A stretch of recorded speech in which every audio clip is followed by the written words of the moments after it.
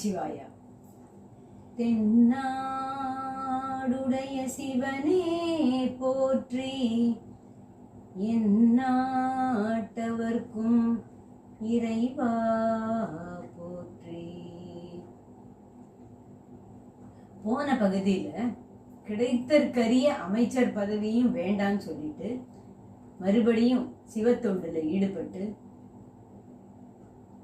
அந்த மாதிரி போயிட்டே இருக்கார் மாணிக்கவாசகர். அதை பார்த்தோம் இல்லையா?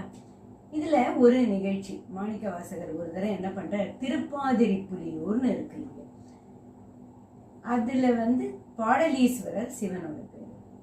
இவர் என்ன பண்றார், அந்த பாடலீஸ்வரரை தரிசனம் பண்ணணும்ட்டு போறாரு. போகும்போது என்ன ஆகுது, கெடிலம் ஆத்துல வெள்ளம் கரை புரண்டு ஓடுறது. இவரா அவரை பார்த்தே ஆகணும்.